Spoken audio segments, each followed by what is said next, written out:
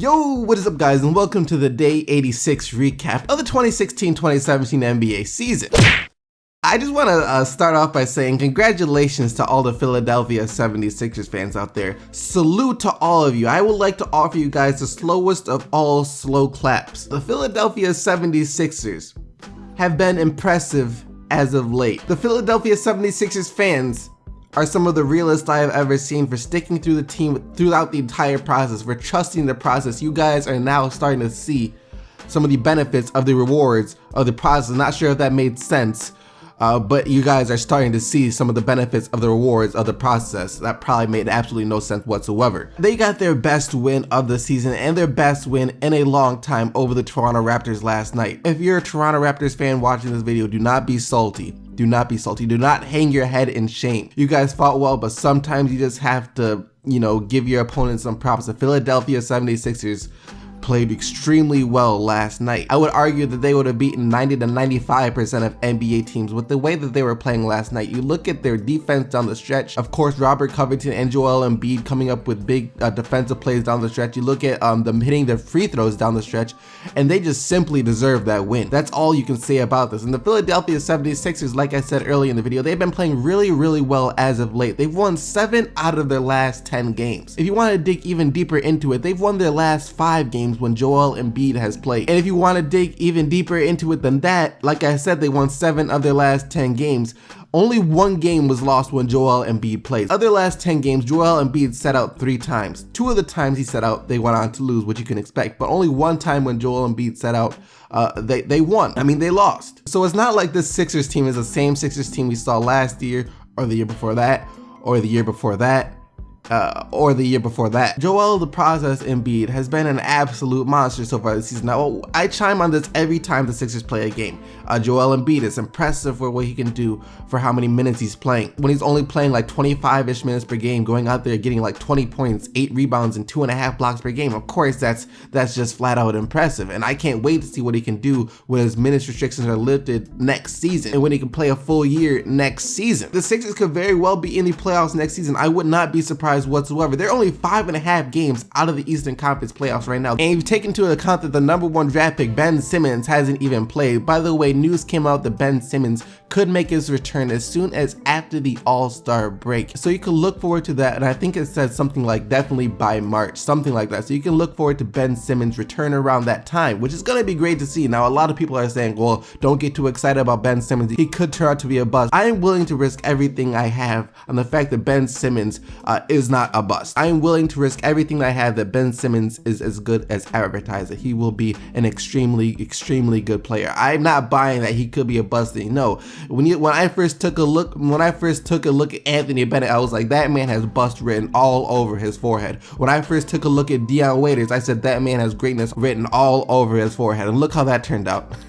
I'm not buying the whole don't get too excited about Ben Simmons just yet thing. I would be excited about Ben Simmons if I was a Philadelphia 76ers fan, and I'm not even a Philadelphia 76ers fan. I still can't wait to see what he can do, so I can only imagine how excited they are. So next year, if everything can stay healthy, which I pray that it can, Ben Simmons and Joel Embiid play their first full year together. I can even expect rookie Dario Saric to have a much better season next year. Now, he hasn't been awful so far this season. He played extremely well yesterday against the Toronto Raptors too. He had an amazing block on Jared Sullinger. He made a couple of big plays in the 4th quarter. On the season so far, I think he's averaging like 10 points per game, like 6 rebounds or something like that. He could be a really solid piece for the 76ers going forward. You talk about putting a stretch 4 next to Joel Embiid, which is exactly what you need. Dario Saric could be that guy. And then there were also reports about the 76ers looking at Jrue Holiday this offseason, which is funny because Jrue Holiday back in the Sixers days was an all-star. And of course, they traded him as part of the process. They had to get rid of Jrue Holiday so they could begin the process. And to think that they were now bringing him back, that would be funny to see. I wonder if Jrue Holiday would be open to that idea. I don't think they'll have that hard of a time convincing people to come play for them, to be honest with you. I can't see too many players, unless they're like older veterans that are trying to win a championship, like right now, saying, I do not want the chance to play alongside Joel Embiid and Ben Simmons, because this is a team that will be competing for a championship in a few years. And seeing Jrue Holiday play with the Sixers again will be a nice feeling. It'll be a nice nostalgia feeling. On that note, let me just bring some real about the Philadelphia 76ers right now. They still have to figure out what to do with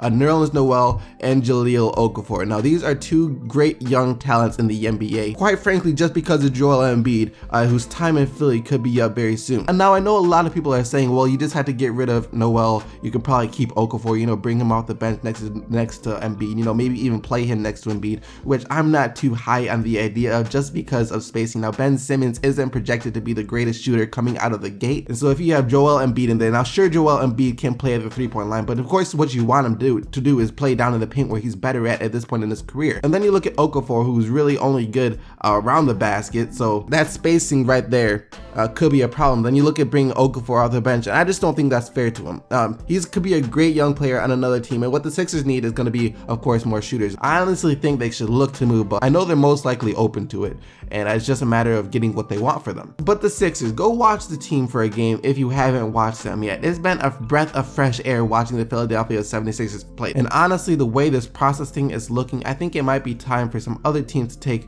a real hard look at themselves and ask themselves, is it time that we start the process as well?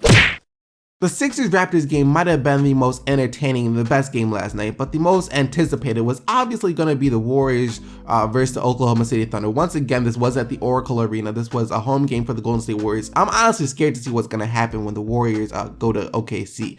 They better have plenty and plenty of security, because I'm talking about things could get bad at that game. Like, you know, Malice at the Palace bad at that game. Last night, the Warriors won pretty easily. 121-100 was the final score. Kevin Durant dropped 40 points on his old team. Absolutely no love shown right there from Kevin Durant. And then Russell Westbrook had to put up a triple-double last night. 27 points, 13 assists, and 15 rebounds for Russell Westbrook. But Zaza, why?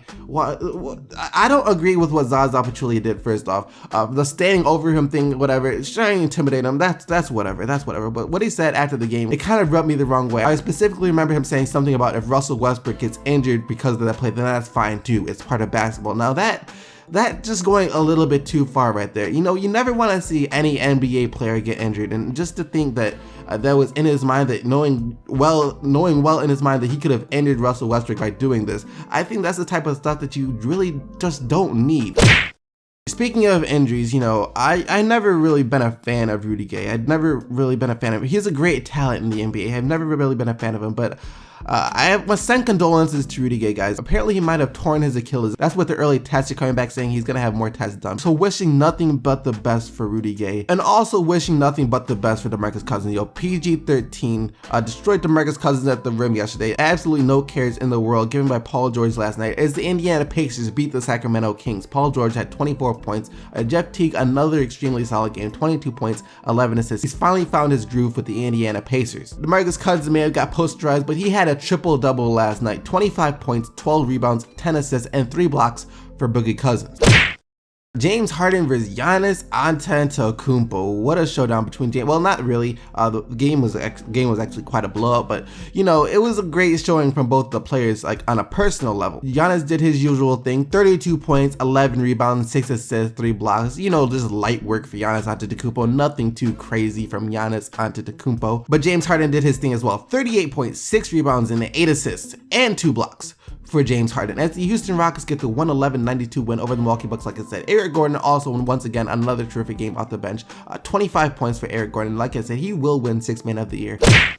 The Knicks got the win. Yes, the Knicks got a win over the Boston Celtics, 117-106. Derrick Rose said he was just waiting for everybody to call his number so he could come through and save this team. And that's actually what he did last night. They did call his number quite a bit, and the Knicks got the win. 30 points, 10 rebounds, 5 assists, 2 steals, and 2 blocks from Mr. Rose. 13 of 24 shooting from the field. Isaiah Thomas went down swinging though. Another brilliant performance from IT. 39 points on the night. Still out here shredding up the league. This was the first time in a long time as a Pistons fan that I can actually say that I was happy with the way the Pistons played last night. They got a great win over the Atlanta Hawks last night. 118-95 was the final score. They played really well. All 5 stars scored in double figures. Still no John Lure and still no KCP, but they got the good win. 26 points for Reggie Jackson, 13 points, 17 rebounds for Andre Jones, 15 points for backup shooting guard Reggie Bullock, 19 points from Tobias Harris, and Marcus Morris was out there doing everything, which is what I love to see. I know he had been struggling with the shot for a long time, and he hadn't been really passing the ball. He hadn't been doing really anything except for struggling with the shot. But yesterday he did a little bit of everything. 14 points, 10 rebounds, and 7 assists for the Double M. The John Wall is always impressive. The Washington Wizards beat the Memphis Grizzlies last night, 104-101. John Wall had 25 points and 13 assists on the night. One of the best point guards in the league, one of the most fun to watch point guards in the league, makes some of the most beautiful passes in the league. And Otto Porter Jr. also had another really nice game. I kind of like Otto Porter Jr. 25 points and 7 rebounds on the night. He kind of reminds me of a Trevor Ariza type guy, you know, a guy that a 3-and-D type guy. Go out there, get you some rebounds, hit some threes. You know, I like Otto Porter Jr. Portland really needs help. I was expecting them to make a turnaround at some point, and who knows, maybe they will go on some amazing run, but right now it's looking like they just need help. They got blown out by the Charlotte Hornets last night, 107-85. 23 points, 5 assists, 3 steals for Kemba Walker. Nick Batum once again proving that he is the human Swiss Army knife, 17 points, 7 rebounds, and 7 assists.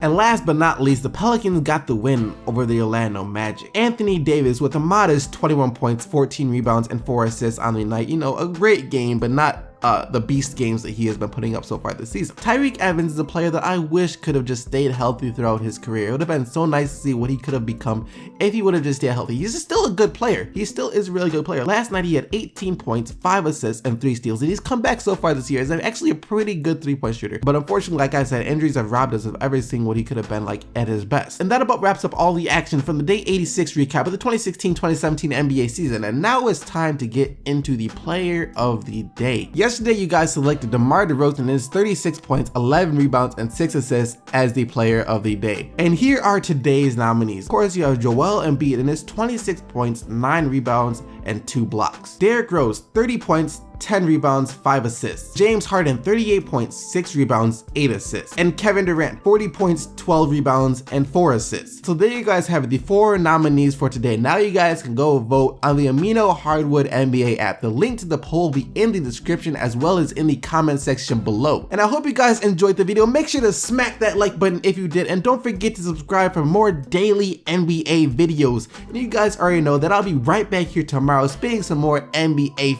fire for you guys. So until then, keep getting the bucks, Team SDC, and I'm out of here. Peace!